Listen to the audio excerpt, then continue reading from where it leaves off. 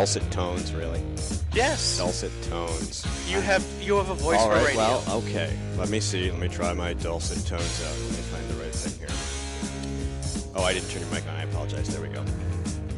Don't forget to listen to Grok Talk on your PC or laptop, or get the free app and listen anywhere, anytime on Spreaker, Stitcher, TuneIn, iTunes, and iHeartRadio.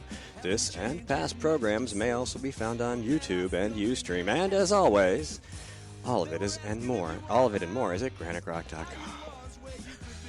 Monster trucks! I don't know. Anyway, let me turn this down a little bit because we have our guest on the phone. And before I bring her in, I got to play some audio. You see, I took last week off, and now I'm having this problem. I can't. There we go. Pushing the right buttons. Let me play this. The very worst baby body parts violations in Planned Parenthood's baby parts harvesting program took place in California. But instead of investigating them and instead of going after them, Attorney General Kamala Harris, who's running for Senate and fundraising on her website off of Planned Parenthood, receives money from Planned Parenthood, just invaded my home the other day and took all of the video footage, including unreleased video footage.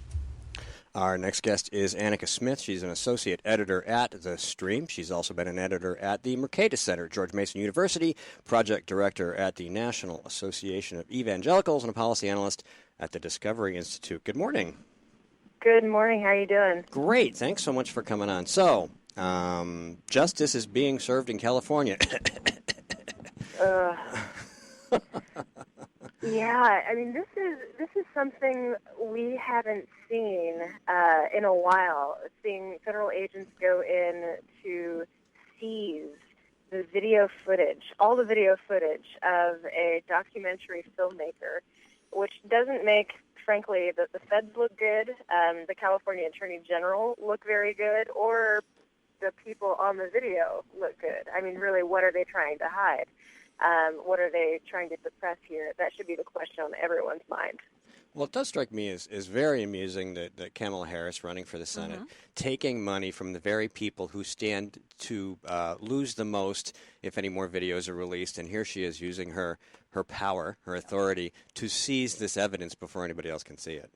Yeah, and there's actually there's a law on the books in California, a conflict of interest law, that she may be prosecuted under going forward. Who's going to file the charges? David Daleiden, for one. Okay. The people of California, they are lining it up, and there may actually end up being a congressional investigation. The state bar could look into it. So people are calling for her to resign. I, of course, doubt that she would, and this is someone who has so much clout with the Democrats, someone who I think Obama called her something like the most attractive or the best-looking attorney general at one point. Oh, well then. Oh, geez, New Hampshire's Attorney General Joe Foster is going to be mad about that. So, all right, so there are things going on in the background that we don't know about. People are preparing to bring charges against her? Yeah, well, she can be punished. It's not clear, like, which lawyers are going to go first. The pro-life organizations are lining up and already calling for her to resign. We'll see if a congressional investigation comes about. Daleiden can at least file a civil action against her, and she could be sued in a federal court as well. Of course, this is all ongoing, and really the first line should be to defend Daleiden against the craziness and to get his footage back. We don't know what's on those tapes. He has said it's even more damning, and last year he told us that this was just the beginning, that this was season one of the releases of all the videos we saw of the baby body parts, of the transactions that Planned Parenthood was involved in. He said season 2, get ready, it's coming next year. And this is what we've been waiting for, and of course this is the footage that the California Department of Justice seized. Are we sure that there are no backups? Because I'm sitting here going as an IT guy, or even just as a blogger going, if I had stuff like this, you'd be real sure that I would have stored this in the cloud 7 different ways, and it'd be secreted in about 8, 9, 10 houses here in New Hampshire, Massachusetts, Illinois, Ohio, California. The bottom of your laptop bag? No. in a drawer in your kitchen? No, there would be a couple copies where they could find it. But yeah, I mean, we don't know. If so, Daleiden has not divulged that, and he would be wise not to, given the fact that they took every hard drive, and they were even trying to take his phone while he was on the phone with his lawyer. oh, no. They were raiding his house. Excuse me, you can't talk to your lawyer. Give me that. Right. I mean, it's really ludicrous. Well, if you're going to engage in tyranny, do it right. At least they didn't show up in the middle of the night, right? I mean, come on. That would have been perfect. Oh, my God. Did they show up with a SWAT team? Oh, probably. They showed up with several agents, and they did take his laptop. They took all of his footage, several hard drives. I think the fact that they tried to take his phone is the craziest thing to me. If he does have anything, it better be in a safe deposit box somewhere in Nevada. So normally, I just want to get your feeling for how well you think the resistance to this seizure is going to work. The left likes to do things that create a sense of intimidation that cause their political opponents to sit on their hands or keep their mouths shut. Do you think that the pro-life movement is going to amount enough of a campaign against Kamala Harris and the seizure that even the media won't be able to ignore it, that it'll get the kind of traction it needs to send the message that it should? There are two parts to that. The first part is that the pro-life movement is incensed and outraged. These videos have done more to energize and invigorate the pro-life movement in the last year than anything I've seen in the last decade, 2 decades. The issue now is that the media coverage, besides the considered efforts to bury the story, Trump and this crazy election cycle has taken up all the oxygen. Yeah. And some of that is, I think we can see Planned Parenthood and, frankly, Kamala Harris taking advantage of that.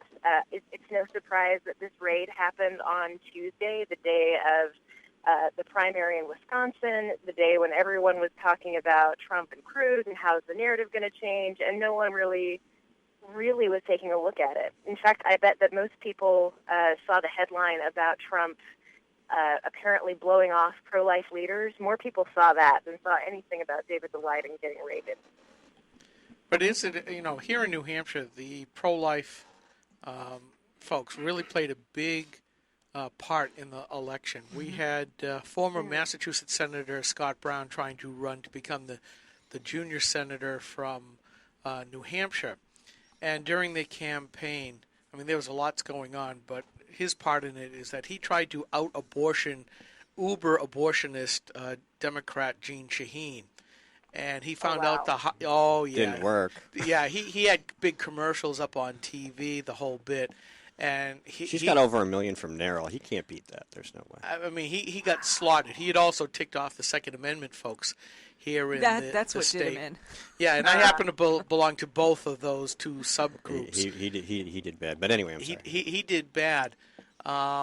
Is it a case, and I go back to Steve's question, is there enough of a pro-life movement that actually has a measurable effect on races, or is California just so Democrat-dominated that it makes no difference at all? I don't think it's so. I think the pro-life movement, you see, California, I think because it's so hard for Republicans there, generally, that you've got people like David Daleiden coming from California. You've got Lila Rose coming from California. You have a lot of younger people, these millennials coming up who are working in subversive ways to change that conversation. Whether or not there's enough political power, I think, depends on the courage of certain representatives. I think in this case, really seeing how far we can take it in Congress on a national level and pushing back against this in such a way that lets people like Kamala Harris know they can't get away with these conflicts of interest, with doing Planned Parenthood's bidding and shutting down this agitator just for the sake of their own political gain. Hey, Mike, are you there? I am here, and I'm fascinated. I'm actually sitting in the great state of flakes, nuts, and whatever here in California. We have co-hosts everywhere, Anika. We do. Hi, Anika. And which is misruled by Moonbeam Brown and Smoking Camel Harris. Yeah. I mangle names for fun. Did you have a question? Observation? Well, yeah, California's an interesting place because the urban centers are very heavily Democrat, but this place got congressional districts in very rural areas, most of which would love to separate themselves from coastal California, that are very conservative. I don't know whether it's enough to overthrow Democrat rule. It's failed in the past, but it's the sheer totalitarianism of it. To come in and search and seizures. Good God, did he fail to pay for the king's stamp to put on his laptop? What I thought was interesting was there was a revolution. There was a revolution over that. Steve, the last video was released just a couple of days before the raid, as far as I know. Day before, something like that. And it was one that yeah. really pointed out misrepresentation on a consent form distributed by Planned Parenthood. Mm-hmm. And it made me wonder, when his things were seized, was there any injunction included? Was he barred by that action from doing anything else? Do you know anything about that, Anika? I don't. There have been a couple injunctions, one from the National Abortion Federation. That got shot down last year. And so this was their next attempt. I know the video seized, it had to do with Deborah Nupatola, the Senior Medical Director for Planned Parenthood Federation of America, and also Mary Gatter. She's the one who famously said, I want a Lamborghini. I mean, we all remember these characters. And the footage has to do with further things these women said. Now, what it's going to show us, that I don't know. But we can hope that this video gets released eventually. I think it's important that the currently released videos are shared as much as possible. Absolutely. I fear that at some point they're going to be they're taken down at one way or another, and I think it's important that as many people as possible see them before that happens. Yeah, the glory of the internet is that now things last forever. With archiving, with people recording from recordings. I think once it gets out there, that's the beauty of citizen journalism in this day and age, is that once you get something out there and get it disseminated, it's really out there. There's no pulling it back now. And yet I don't know of any greater attack on citizen journalism than what happened to Daleiden the other day. Exactly. Which is what you see on the top-down corporate level, and even the gross ignorance of the mainstream media of the story. There was no story that got more coverage last summer on talk radio, on blogs, online. This was huge to a large swath of people, and it was ignored for as long as possible by the mainstream media. And I think that is the shame, right?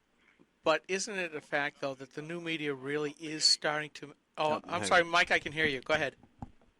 Yeah, it made a huge impact, and of course it spawned wonderful photoshops like Steve's parts and service column. Oh, I didn't actually create that, but I do reuse it as often as possible because that's an awesome picture. That's terrific, yeah. Now, I was going to say there was one person that was rendered a greater injustice on a national level by Hillary and Obama, and that was the poor Egyptian filmmaker that dared to comment on Muslims before the Benghazi attack, and was thrown in jail for a year because we've got to punish somebody. Correct. Right. So, what was I going to say? Oh, you had a question. I'm sorry. Go ahead. Well, actually, more of an observation, and just to riff off of your new media kind of deal, because that's where we come from. We got started back in 2006, and we've seen the power of the new media, especially when people join up and start making a story go round and round. Even though the old dinosaur media has put a clamp on this, do you think that the new media is doing a sufficiently large job, be they big blogs like an Instapundit or Red State, or whatever on the right, or even us where we are state level blogs, and even smaller independent blogs. Do you think that work is getting done so that there's enough people who know about the story to be able to do something with it? That's a good question. I think there is a lot being done. The problem is there are still ways, even online, that it gets stymied. Most infamously, Facebook censored posts about the first video when it came out. I don't know if you remember that. But they blocked people who were trying to share the video online, and it was blocked by Facebook. For the first day or so, I think Twitter also had a similar thing. So you've got to be, because there are gatekeepers. Even we talk about the freedom of online media. There are still gatekeepers, and they do have agendas. Google has a very clear agenda. It is hard. It's hard to gauge, frankly. I think people are doing a lot. I think the new media is doing a great job. We also saw this with the Kermit Gosnell story that tried to get buried nationally. And, of course, Molly Hemingway, and then finally Kirsten Powers on a mainstream level brought it to national attention. And that was wonderful. But it took some doing and some hard perseverance by online journalists before it got noticed. You brought up a really good and important point about the gatekeepers, the Facebooks, the Twitters. And this is something that I've been watching bubble in the blogosphere. I haven't blogged about it myself all that much yet, and I should. There's a ton of stuff out there I should be writing about. But having a real job and a real family, this is a hobby rather than what we can do full time. It used to be that the right was filled with lots of blogs, with Twitter, with Facebook, and a couple other things. The number of blogs on the right has actually dropped. But now there's talk saying people are maybe going back to that older model because it is uncompromising and isn't getting the pushed aside by or silenced by Facebook and Twitter. And people may go back. Are you hearing anything about that from where you sit? That is interesting. I'm not hearing anything on a grassroots level. I think we are seeing things like Eric Erickson moving from Red State and starting The Resurgent. I think you're seeing people want to do more than just blog and want to house conversations and push the movement forward, I think particularly in light of this election cycle. That is interesting. We're also seeing a lot more podcasts and citizens doing what we were used to just hearing on the radio. It is now being done on a massive scale through podcasts, which is, I think, intensely exciting at this time. We do too, because that's what we're doing. All right, we're running out of time. Anika Smith, how do people reach you, or get in touch with you, or help you, or do whatever they want to do? Yeah, so we write at the stream.org, STREAM, and you can find me on Twitter, Anika Panika. That's ANIKAPANIKA. All right, thanks so much for spending some time with us. Enjoy your weekend. Thanks, you too. All righty, bye-bye. Need more Grok Talk? Well, you can catch new shows Saturday mornings from 9 to 11 a.m. Eastern Time. Miss a show? Not a problem. Past shows are rebroadcast here daily from 9 to 11 a.m. Monday through Friday. Join us for 2 hours of unapologetic conservatism. And we're not just armed with opinions.